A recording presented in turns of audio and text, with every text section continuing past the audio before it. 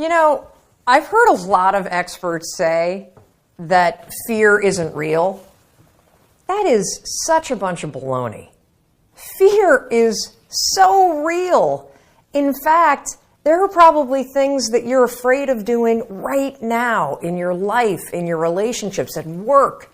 And the fact that you're afraid, that's robbing you of all of the experiences that you want to have in your life. I mean, if you're afraid to fly, that's going to limit your ability to travel and see the world or go visit friends. If you're afraid of public speaking, that's going to really limit your ability to express yourself and share your ideas. If you're afraid of talking to your boss or asking for a raise, that directly impacts how much money you make. Or what if you are dreaming of starting a business, or you've already started a new business, but you're afraid to talk to people, and you're afraid to share your business with people? I mean, fear is something that stops us all. And that's why I'm here to talk to you, because it doesn't have to. Fear is real, but I am going to share a secret weapon that I have used for years to beat every single fear that used to stop me. Now, first, before we get into this secret weapon, I just want to cover a few facts about fear, what it is, what it isn't, and some things that you may not know about fear. So first thing, fear is a physical state in your body that is exactly the same as excitement. Let me say that again. Fear and excitement are the exact same physical state. Your heart races. You might sweat a little bit. You might feel tightening in your chest. You might feel a pit in your stomach. You have a surge of cortisol. It's basically the way that your body goes into a hyper-aware state because it's readying for action. Now, what's the difference between fear and excitement? Really simple. The only difference between fear and excitement is what your brain is doing as your body is all agitated. If you're excited, your brain's going, oh, wow, this is going to be so cool to ride this roller coaster.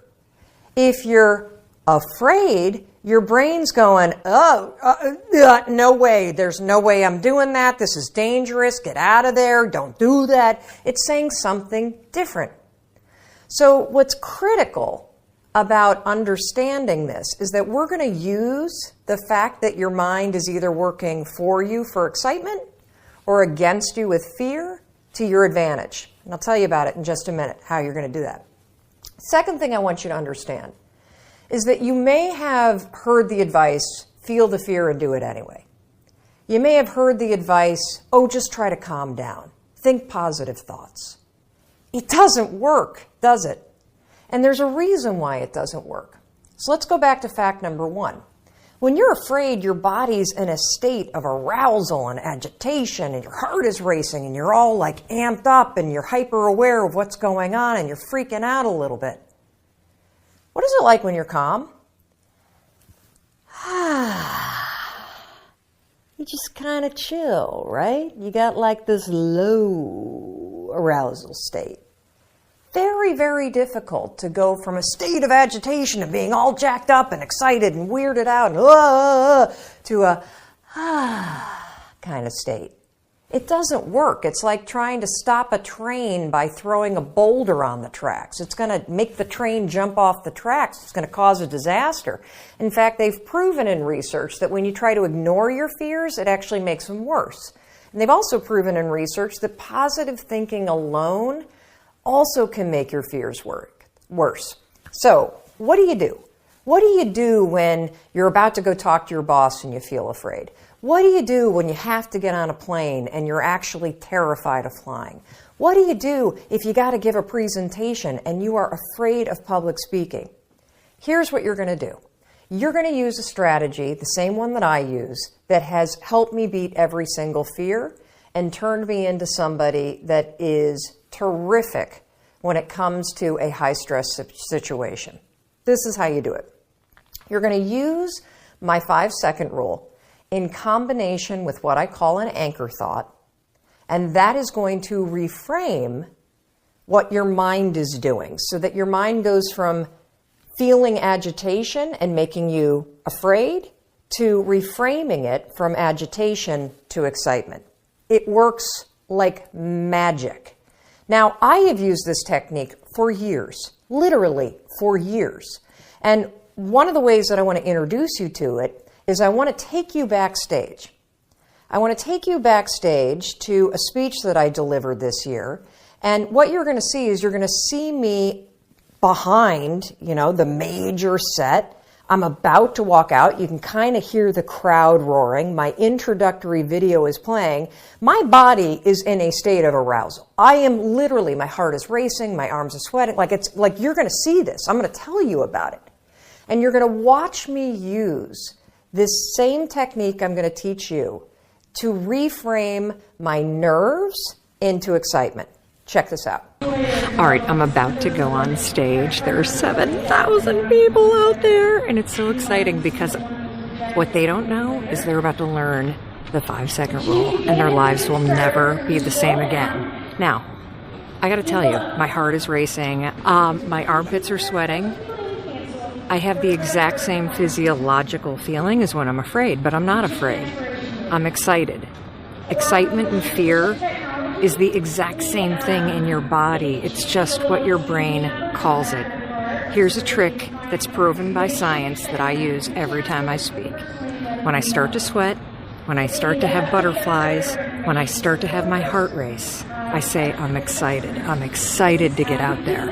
I'm excited to talk to these people. I'm excited to share the 5-second rule.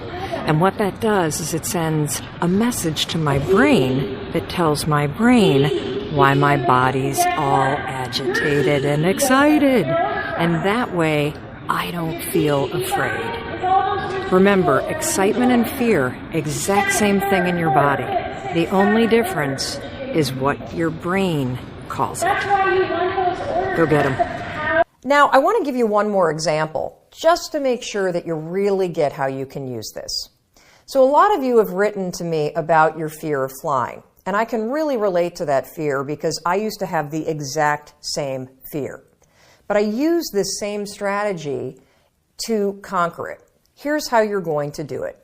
So first things first, if you've got to do something that really makes you nervous or that you're afraid to do, before you're about to do it, come up with an anchor thought. What's an anchor thought? Well, an anchor thought is something that's going to anchor you so that you don't escalate any situation into a full-blown panic attack or into a situation where you screw things up. It's a way for you to anchor yourself so you maintain control over what you're thinking and how you behave. So here's an example with flying. It's important when you're creating an anchor thought to pick something that is in the proper context of what you're afraid to do. So for flying, pick an anchor thought that has to do with the trip that you're taking.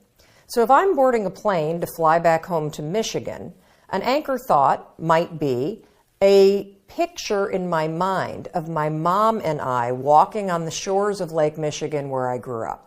That's a thought that makes me happy. It makes me excited. And it's also related to the trip that I'm taking. If you have a conversation that you need to have with your boss, pick an anchor thought about how you feel after having that conversation. Maybe it's you picking up the phone and calling somebody that you love and saying, oh my gosh, it went so well. Or, you walking out of the meeting and feeling like, yeah, I survived that conversation. I feel pretty good about myself. So now that you have your anchor thought, you're ready to beat the fear. How you're going to do it is this. So let's go back to the example of the plane. I'm on the plane, I'm flying to Michigan. We hit turbulence. My body's going to start getting agitated, right? I'm starting to get nervous. My heart starts to race. One of two things can happen. I can't control how my body might feel, but I can always control what I'm thinking about, and I can always control how I act. And so can you. So when I'm on a plane and the turbulence hits, 5, 4, 3, 2, 1, that's step one. And it's essential. And the reason why using the 5-second rule, 5, 4, 3, 2, 1, is essential is because that is how you switch the gears in your mind You awaken your prefrontal cortex, and you trigger your brain that you're now in control of your thoughts. You've interrupted the fear. You've settled your thoughts, and now your brain is ready for that anchor thought. So then what I do after I go 5, 4, 3, 2, 1 is I insert the anchor thought that I've already come up with before the flight. I start thinking about walking on the beach and being with my mom and my dad. And I start telling myself, I'm so excited to walk on the shores of Lake Michigan. I'm so excited to see my parents. Now, something remarkable is going to happen in your brain. Because you've interrupted the fear, and because you've used the 5-second rule to assert control and awaken your prefrontal cortex, and because you have an image that contextually makes sense to your brain because you're flying to Michigan, you know what your brain does?